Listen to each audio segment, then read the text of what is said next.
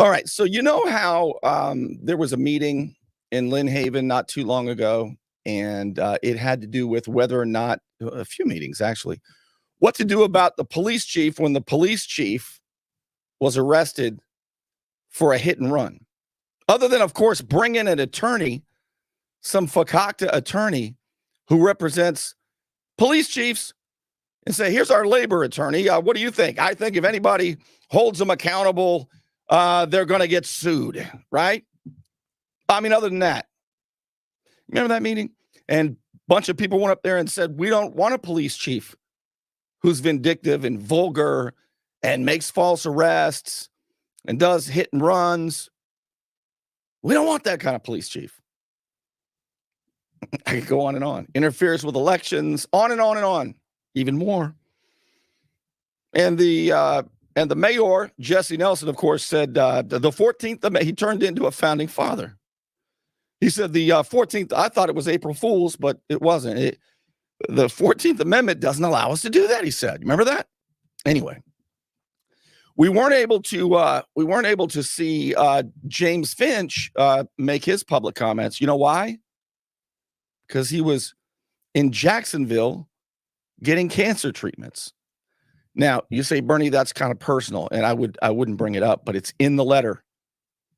It's public record, and I want to read to you this letter. Recall, James Finch was the developer who was indicted and arrested and persecuted by Sheriff Tommy Ford and the FBI so that they could remove Margo Anderson as mayor, install Jesse Nelson, and protect the crooks. You remember that? So when all that was happening, all the FEMA theft, he was in a coma in Jacksonville, but he's going to tell you about that. All right, I'm going to read to you this letter. And if you know anything about James Finch, boy, does it ever sound like him right after this. Strong, effective leadership. 3 words that could mean the difference between prison and your freedom. I'm Al Saulene, your Panama City Beach lawyer. 850-215-0628. Let's get right to it. Here is the letter. I think you can read that. I'm trying to make it big enough where you can read it. I'm just going to go through this. This won't be a long show since I got off to a late start. Dear commissioners, he wrote this March 28. I was in Jacksonville for cancer treatments 2 weeks ago and was therefore unable to attend the recent commission meetings where the employment of Police Chief Ricky Ramie was discussed. Upon watching some of the videos of those meetings, I was shocked at how this fiasco is tearing the city apart. I've lived in Lynn Haven for 73 years, since my birth in my family's home. As an 8-year-old boy, I worked in the zoo that was then located on Ohio Avenue, feeding the lion, black bear, monkeys, snakes, and alligators. It seems we now have a new zoo on Ohio Avenue located in the City Hall building. Vicki Gaynor appears to be the ringleader of the new circus. She's the city manager. That Sheriff Tommy Ford said was the real whistleblower. She brought an attorney, he left out the word fakakta, from out of town to support her actions to the commission, city commission. This specialist attorney advised the commission not to do anything about Chief Ramie at this time and to ignore the public outcry for him to be held accountable for his actions. Given how close the relationship was between Ricky Ramie, Vicki Gaynor, and ex-city manager Michael White in 2018, the current city commission would have to be absolutely certain that they were not involved in White's corrupt activities in order to let Gaynor investigate Ramie. What I've seen in the evidence leaves one to wonder. I'd be happy to share the evidence from my case with any commissioner that wanted to do a complete investigation themselves. I wonder if any of them took him up on that. Here's some information the commission should be aware of. Ricky Ramie was hired in a bar at the Blue Moon by Michael White to take over the Lynn Haven Police Department. They had much more than a professional relationship until Ramie dropped his best friend he said he loved, Michael White. His next best friend was none other than Vicki Gaynor. In the mayoral election, when Jesse Nelson was elected, Ricky Ramie used his newfound connections with the FBI to have them check out the candidate running against Nelson. When he found out that she had a prior domestic case on her record, Ramie posted the information on Facebook in an effort to influence the election, despite the case having been dismissed. He actually talked about it in uniform in his office at City Hall in a WNBB interview, which is illegal. So WNBB did a favor for him, since they were all co-conspirators, and they edited that part of the video out. I should have screen recorded it, but I didn't. So they just took it out. You can see why Mayor Nelson would want to overlook Ramie's poor judgment and lack of integrity. The text messages between Ricky Ramie and Michael White are extensive, to say the least. There are over 31,000 pages of text between them, containing everything from videos of children having sex with animals to Ramie's sex toy, nicknamed Goose, to naked pool parties with them and their spouses. Goose made it onto Facebook, where Ramie described what he can do with it to a certain female after the kids go to bed. One text chain has Ramie going 20 miles out of city limits to conduct an eviction on a tenant at one of Michael White's rental properties. Some of the other highlighted texts, and this is, by the way, posted on my page. Some of the other highlighted texts about Ramie fixing tickets for Commissioner Michael White's friends, and texts where Ramie and another Lynn Haven police officer are setting up a person to be arrested at Michael White's request. Another text chain that Ramie was a part of has already been discussed in front of the commission. If you watch the commission meeting, the meeting videos on YouTube, you'll see where ex-commissioner Judy Tinder asked Chief Ramie if he had made any disparaging comments about her or her sexual orientation. Chief Ramie looked right at the commission and lied, saying he had not. You remember that? That was quite something. When it was verified that he had, in fact, called her a four-letter disgraceful word. What was it again that he called her? It was the C word, but there were a few others in front of it. I don't even want to get into it, because Judy Tinder doesn't deserve that. What a wonderful person she is. And she had to endure this by the vindictive and vulgar police chief, and nobody on the commission was a human being enough to stand up for her dignity. Not one of them. Not even Pat Perno, who's the nicest guy up there. But I've been told, and this person who told me so was correct, stop giving him a pass because he's so nice. He's not going to do his job. He can be nice at his restaurant bar, and everybody loves him. But damn it, come on, Pat. Just honestly, you don't need this in your life. You don't need me talking about this. Let's go on here. But nobody did anything. That's the thing that bothers me as more probably. All right, so it's obvious that Vicky Gaynor, yeah, she came to she hired that same fakakta attorney back then too, to rescue him from the citizens. It's obvious that Gaynor needs Chief Ramie to be happy with her. Through all of this, the commission did nothing. The evidence is public record and came out during an evidentiary hearing for my trial, where Ricky Ramie and Vicky Gaynor were called to testify at federal court in front of Judge Mark Walker. This was the crazy part. Vicky Gaynor says to this day that former city manager Michael White, who pointed a gun at his wife's head and told the jury, but it wasn't loaded, and who Vicky Gaynor says stole $5 million from the city, she says he's a blessing and was a great leader. She told Judge Walker that, and she's still the city manager.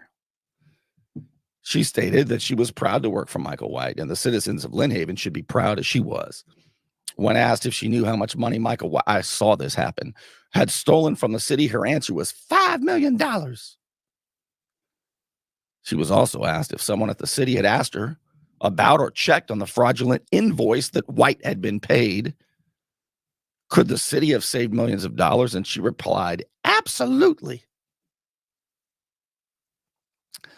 You should get a look at the check register from October 2018 to May 2019 on the payments made by the city to ECS, the company Mickey White owned, who was conspiring with Michael White. Approximately $5 million was paid out on invoices that provided no supporting information and was for work that should have been covered by an agreement that was already negotiated and had unit prices that were ignored. This should tell the commission what happened. ECS was brought on by Michael White as the conduit for the checks written by the city. ECS had no license of any kind. One guy and a few Mexicans with a truck, says James Finch. It's unbelievable that Vicky Gaynor had no knowledge of this and failed to realize what was happening. The competency and integrity need for good government is lacking in the city. As for my part, says Finch, Chief Ramie and Vicky Gaynor were doing their best to try to get me convicted. The problem was I was innocent of all charges. I was indicted because I helped Mayor Anderson get an attorney. The prosecutor went rogue and tried everything he could to get a conviction against me, but he lost. My alibi should have been sufficient. I was in the hospital in a coma. I was life-flighted to Tallahassee on October 4. Remember, the hurricane was October 10, a week before the storm hit. All the work the city gave out as part of the storm recovery was given out before I returned home. I did not do one job related to the hurricane. Now, isn't that quite something? He didn't do one job related to the hurricane. Yet Sheriff Tommy Ford and the rest of them said that he and the mayor were the Bonnie and Clyde of Bay County. They threw the whistleblowers under the bus. Why'd they do that? He said my lawyer bills were in excess of $4.8 million. When the truth came out, it was discovered that the prosecutor and the FBI agent working the case lied to the grand jury under oath. They both retired before the trial was over so they could keep their pensions. I think they both should have been jailed, said Finch. Ricky Ramie is worse than them. He's used his office to cover his actions and break the law himself. The city has a runaway chief. Page 3 out of 4. I know this for a fact, he says. After being called to the stand in the evidentiary hearing on Wednesday, it was actually Monday afternoon in Tallahassee, Ramie left the stand mad because my lawyer used some of the 31,000 pages of texts in questioning him. He takes Wednesday and Thursday to final up his plans. And late Friday afternoon, that same week, he has an officer knocking at my door. When my wife answers the door, they pull her off the porch, slap the cuffs on her, and charge her with cocaine possession.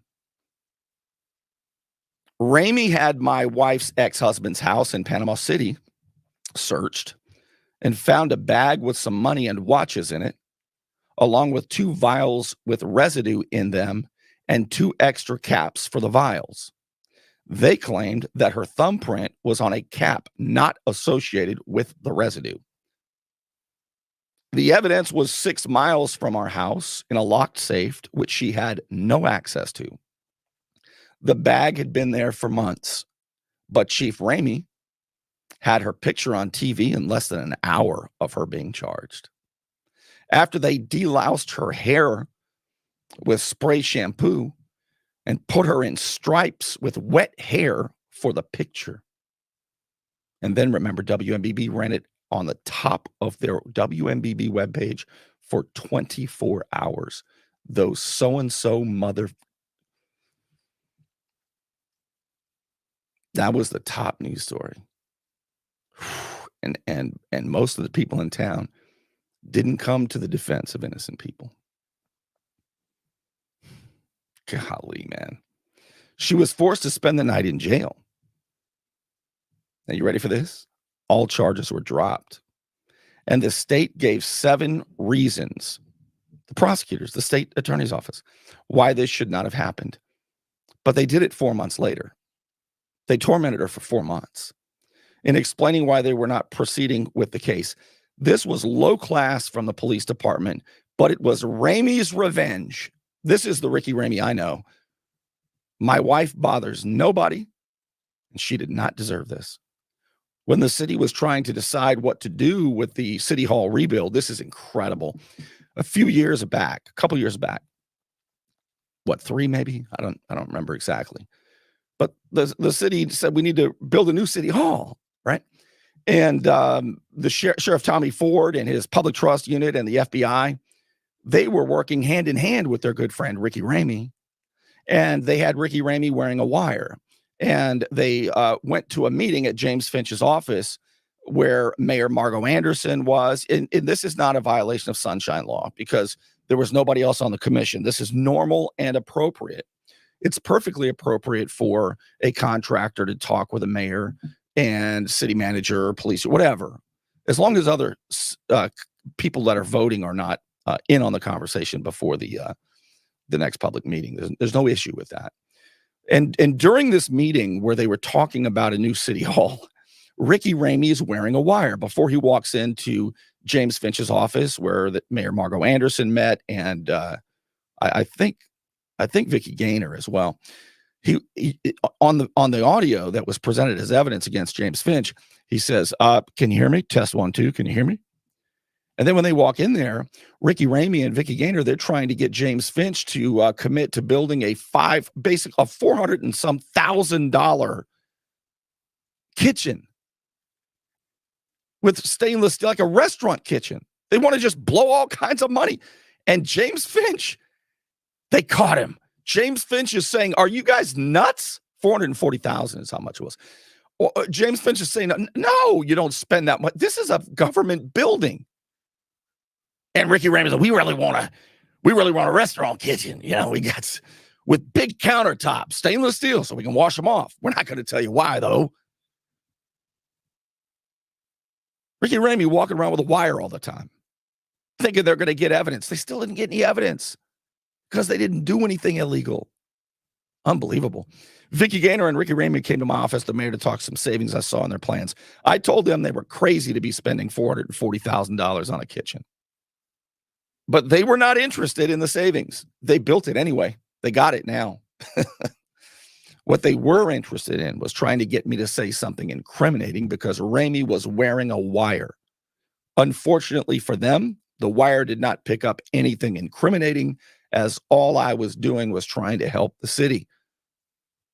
I believe that Ramie records most of his conversations with city officials, he says.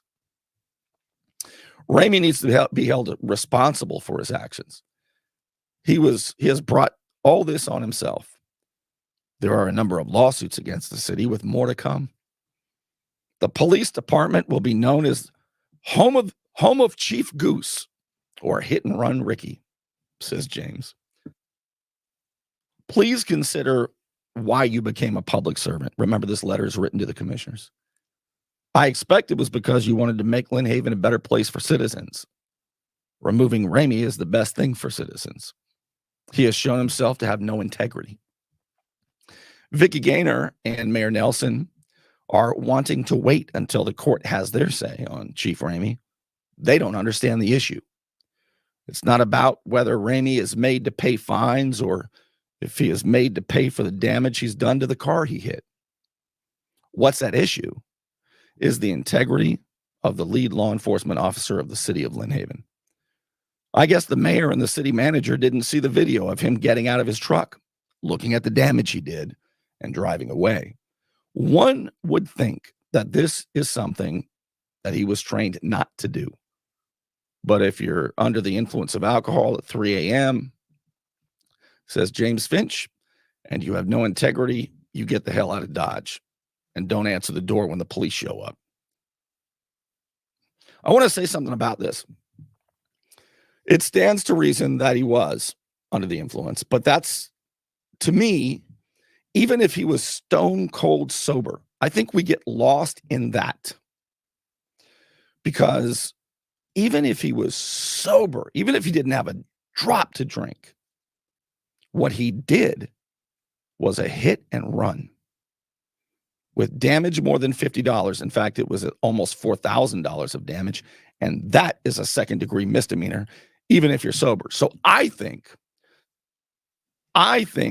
that should be the focus, because while it makes sense that he was, what we know for sure is what he did.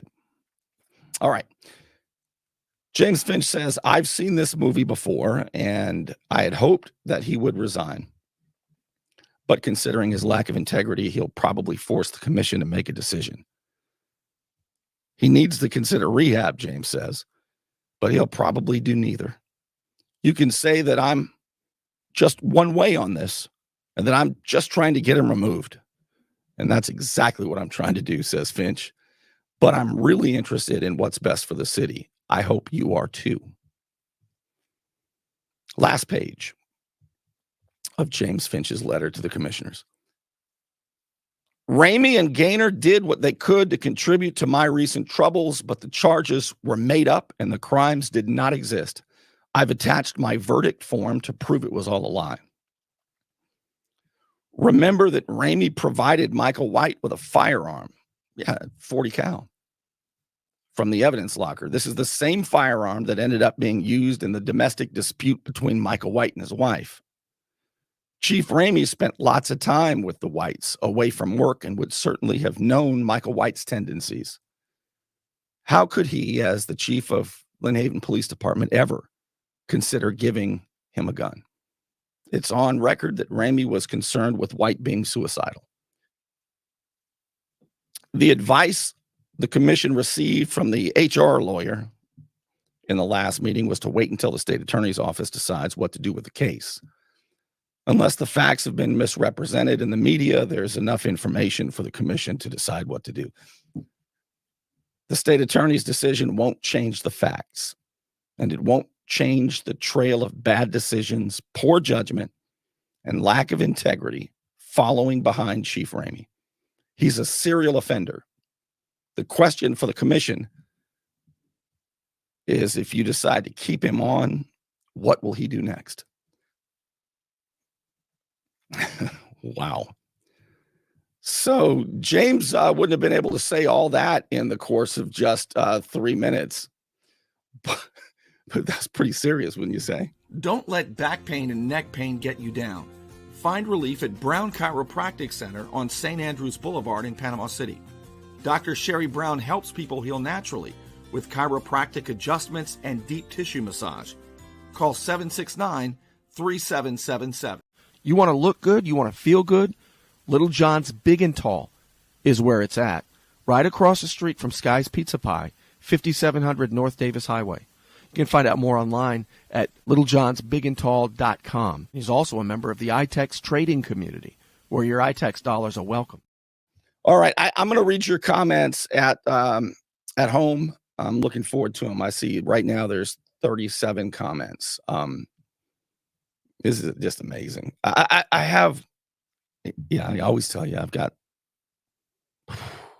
I learned so much about the Hoot Crawford case in the last few days that even I didn't know. And I'm beyond shocked. And you will be too when you see it. I don't even know I don't even know what to say about it. I'm not going to say anything yet. I want to thank those of you who helped me do this by throwing a tip in the tip jar with crowdfunding on patreon.com/Bernie Thompson, patreon.com/Bernie Thompson. It's anonymous, it's easy, and you can quit at any time if you're interested in supporting my efforts. And of course, to the Unknown Patriot. Thank you to the Unknown Patriot for sponsoring the show as well. And if there are any other people who want to be unknown patriots, because maybe you want to support the show, but you don't really want the retribution, that's one way to do it. All right, thanks for being with me. I'm going to go read the comments, and I will see you soon.